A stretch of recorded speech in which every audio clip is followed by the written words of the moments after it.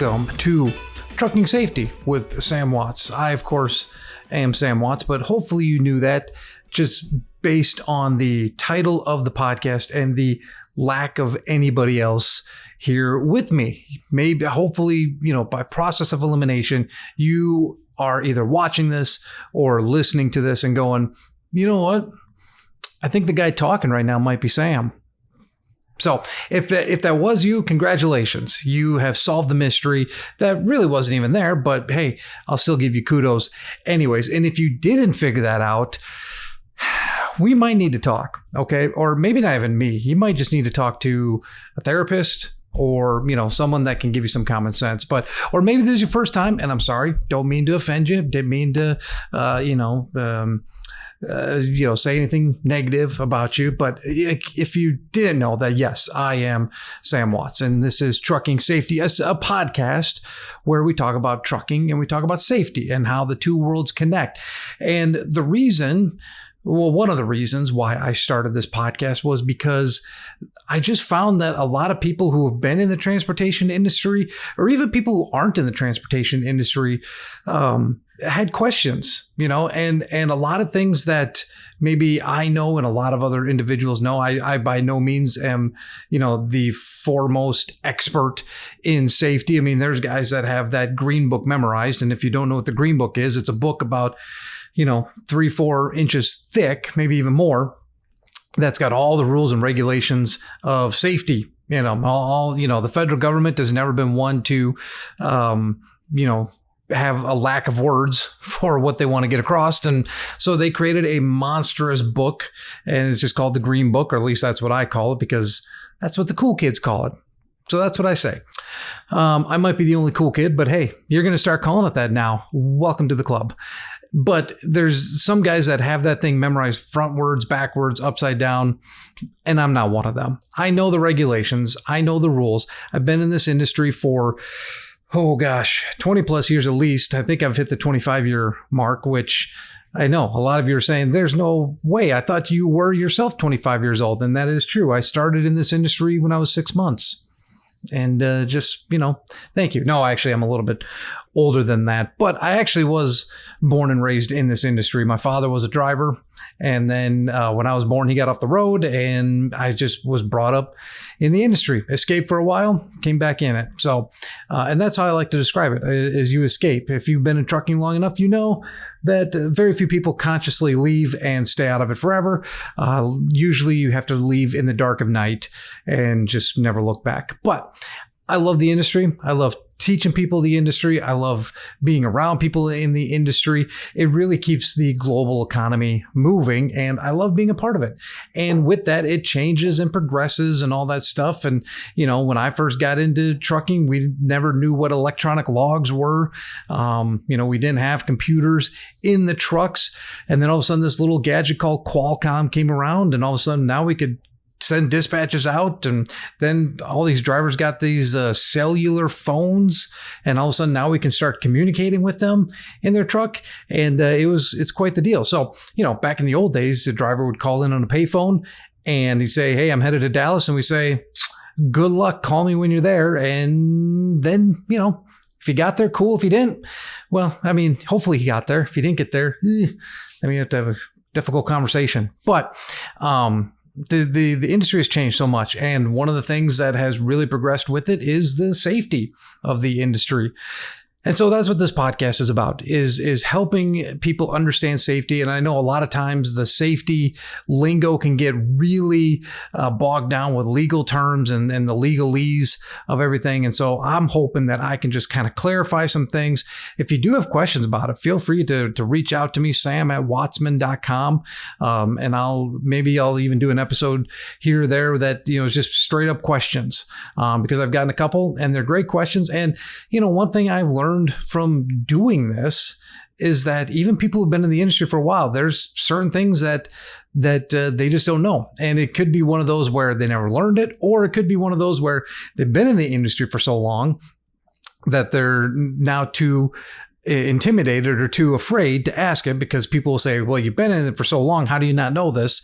And quite frankly, with safety stuff, it's a real thing, man. There's a lot of regulations out there, and if you've never been taught, you don't know. So that's what I'm trying to do.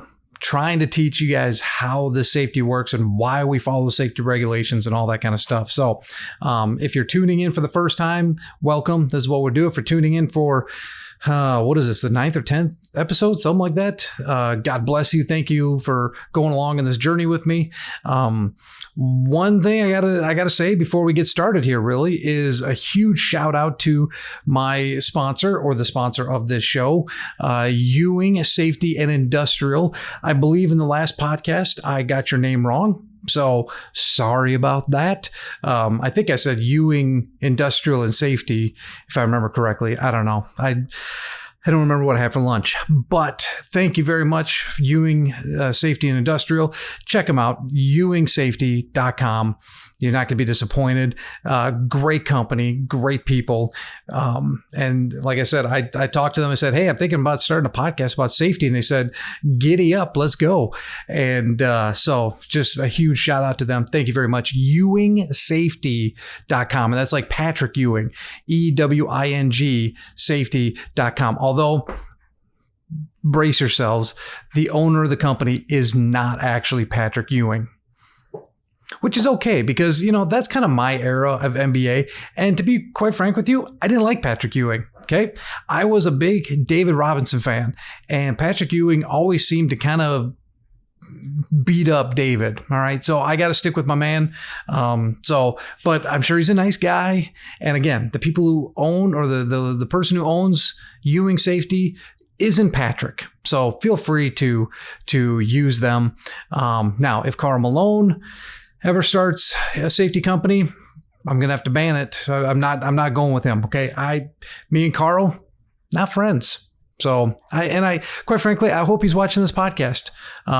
Cause Carl, you were pretty good back in the day, and you kind of beat the Spurs a lot. So, but you couldn't quite beat the Bulls, could you? Couldn't quite beat the Bulls. Anyways.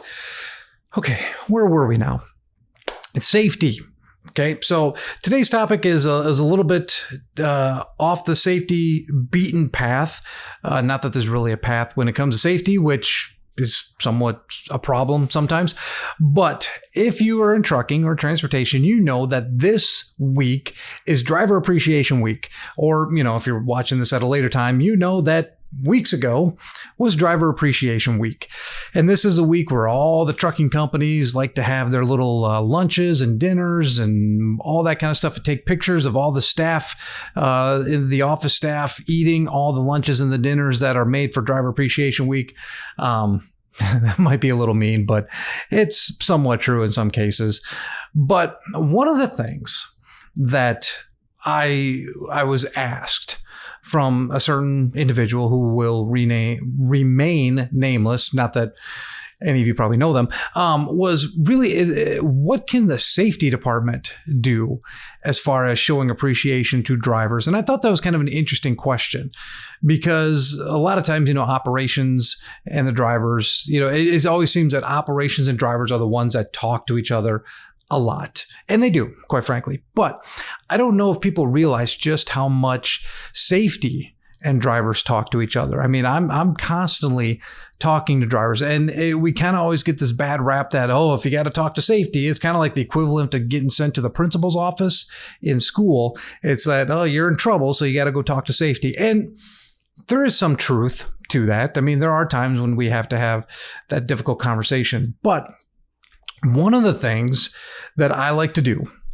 and I've told this to some people, and it just seems to be, my laundry's done. It just seems to be that there's a lot of times when drivers don't feel appreciated. And, I know we got the special week for it, but it really is something that, it's like Valentine's Day. Yeah, okay, you got to be nice to your spouse on Valentine's Day, but you really should probably show them that you love them, other days of the week as well, or, you might not have much of a marriage left over. But the same thing with drivers. And so one of the things that I really try to do in the safety department is communicate with drivers when they're not in trouble. Okay, I know it's kind of a novel idea, but just making sure that you get that rapport with them. And then with that comes that they know if you're talking to them constantly, or if you have, if you're talking to them about good things, hey, you get to learn who they are, if they have kids, a wife, what their hobbies are, things like that. You start building that rapport.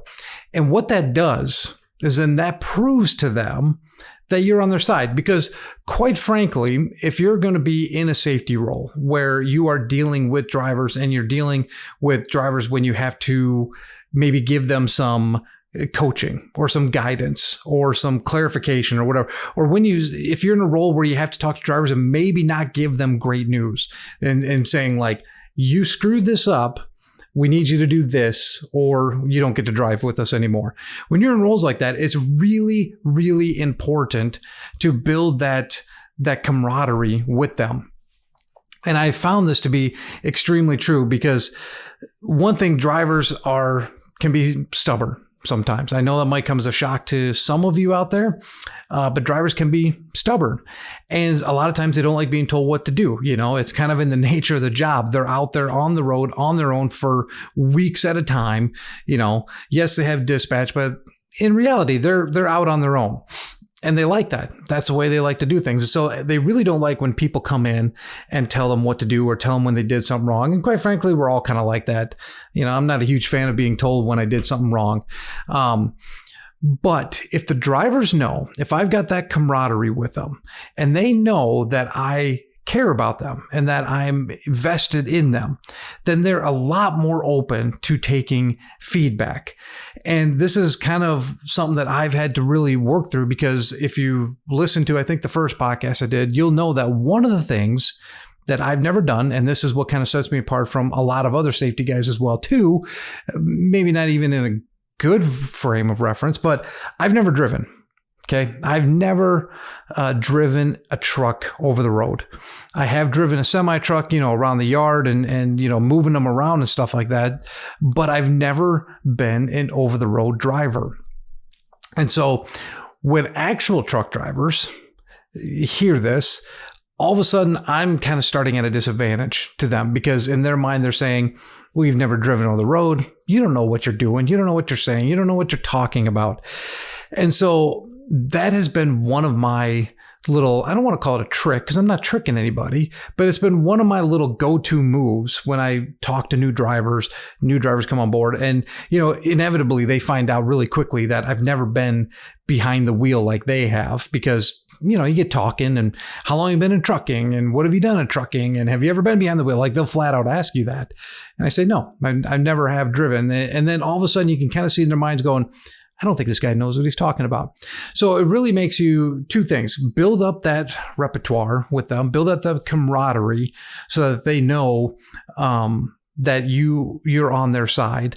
And then two, you have to really know the industry, which thankfully, like I said, I was born and raised in it. Okay. So they're going to test you. And drivers have tested me before. Like they'll say keywords, that transportation people know: deadhead, bobtailing. Hey, I got to do a 34, or my 11's up. They're not going to explain that stuff to you, so you got to know what that means. And once you do, and once you actually are able to understand what they're talking about, and then kind of give it back to them, and let them know that, hey, not only do I know what you're talking about, but actually I might actually know more than you do on this subject.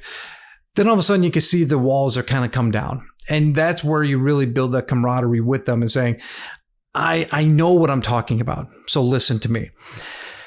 And that goes back to the other point too of they have to know that they can trust you, because if they can't trust you, they're not going to listen to you. So you have to build up that camaraderie.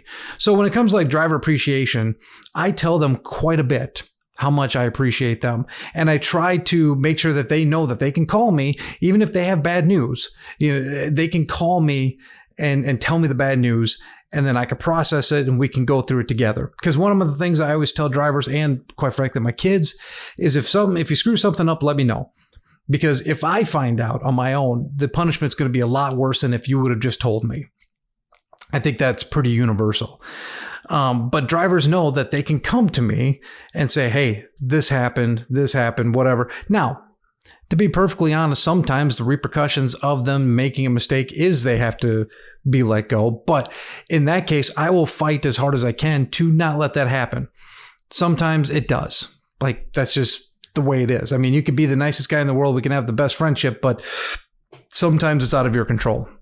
But that's what I would kind of my one little tidbit, one piece of advice when it comes to driver appreciation week this week is that you really get to know your drivers. You like build that camaraderie with them. Don't just talk to them when you have some bad news or when you need them to do something or when they're in trouble or something like that. Like, that's a really good way to put a wall in between you and the driver. But you need to take those walls down, get to know them, get to know their interests, their hobbies, their families, stuff like that, and then prove to them that you have their best interest in mind. You can't just say it, because drivers have heard it 100 times. If you talk to a driver, who's had more than 3 jobs in his life, you'll hear him say, yeah, I was going to work here, and the recruiter said one thing, and then they completely backtracked and it was completely different. Drivers heard it all before. So you can't just say that you appreciate them and that you have their back. You have to literally prove it to them. And one of the ways of doing that is building that camaraderie. And if something happens, using the leverage that you now have as a safety person, as an operations person, to have the driver's back, saying, yes, this happened, but he's a good driver because he's done this and this and this. Like, and prove to them that you do care. Get to know them. Okay. Here's a really simple one. Okay. Here's a free tip for you. Driver has a birthday, call him and say happy birthday. Okay. This is one thing that I am terrible at. I'll just fully admit that. I always have it like planned out. I'm going to do this. And then things happen. I get busy and all of a sudden I'm like, hey, that guy's birthday was 2 weeks ago. Son of a gun, but this is one thing I'm really trying to work at, because you would not believe how appreciative drivers are when you just remember even the little things like their birthdays. And they'll be like, I didn't even tell you my birthday. I'm like, well, I have access to all your personnel files. When you came in here, I got your CDL, that's part of the driver qualification file. You should have a copy of their CDL. But it'll say, their birthday on there. Just put that in a calendar. And then when their birthday comes up, just call them and say, hey, happy birthday, man. Hope you're having a good day. You will not believe the amount of trust that something that simple will do for a driver and do for your relationship. And then once you have that camaraderie built up, then when you do have to have the hard conversations, because more than likely you're eventually going to have that conversation. But once you do, they're going to be a lot more open to feedback. Once they know that you are doing and saying these things to help them, not just come down on them, they'll be a lot more open to receiving that. Because I've experienced it firsthand. If I don't know a driver very well and I have to say, hey, you screwed up, they get very defensive very quickly. But the drivers that I've built relationships with and that I call them, say, hey, man, this screwed up, you can't be doing this, they 100% of the time are a lot more open and say, yeah, I know, I screwed that thing up. Or they'll come back and say, hey, what did I screw up? There's times, kind of like office people, there's times where drivers are unclear of the rules. Personal conveyance is always going to be the biggest one as far as I'm concerned, but they're going to come back and say, okay, yes, I screwed that thing up, but what are the rules? You gotta tell me what they are. And then you can go on and tell them that. And then it just creates more of a bond. And that's what you need to get. That would be my one piece of advice for Driver Appreciation Week, is get that bond with the drivers and tell them when they do something good. And then they'll be a lot more open to receiving feedback when they need to improve on something. Because ultimately, that's what my job is as a safety guy. And that's what your job should be too, is to continue to improve the driver. Okay. And if they're doing great, let them know. And if there's things that they need to do, let them know. But they'll be a lot more open to it if you have that relationship with them. Does that make sense? Hopefully it does. If you have other tips or tricks or whatever to build camaraderie with the driver, let me know. Okay. I'm all ears. I would love to know this stuff and even share with my follower or followers. Maybe I got followers now. But yeah, this is such a crucial thing. And it's one thing that unfortunately I learned a little bit later. I wish I would have known this early in my career because, man, I used to be a dispatcher and I would always start here with my conversations and they would only go up from there, where it's like, I never got to know the guys. Like I never, I know it's going to sound mean, but I was a lot younger at the time, a lot more naive, but I just didn't care. Like you were just a driver to get the stuff from A to B and do it. I'm paying you to do that. Just do it. Such a wrong attitude. And it's one of those now. I'm sure there's some drivers out there that still know my name and aren't really that keen about hearing about me. And to those guys, my bad. Sorry about that. If they're watching, if they are, thanks, man. That's cool. But yeah, it really is important. I mean, this is all really a relationship thing. Like safety's got to have a good relationship with operations, with all the other people and the drivers. I mean, that's key. It's Driver Appreciation Week, but it really, I mean, we all in the office owe our livelihood to the guys and girls who get behind the wheel and drive the freight. I mean, that's who pays our bills at the end of the day. So happy Driver Appreciation Week. Know that I can speak for everybody in the office, in any office, anywhere that they're at. We appreciate you guys out there on the road. If you do have questions, comments, concerns, whatever, email me, sam@wattsman.com. I'll put it down on the screen or in the whatever, or I'll put it in the show notes if you're just listening to this. I sometimes forget that people just listen to the podcast because they are terrified of my face, apparently. But hey, you do you. Whatever. Can't control that. But anyways, thank you very much for listening or watching. Again, I really need to come up with some great ending tagline to the show, but I don't have anything because I don't. So anyways, make sure you visit ewingsafety.com. And until next time, make sure that you're out there and that you're being safe.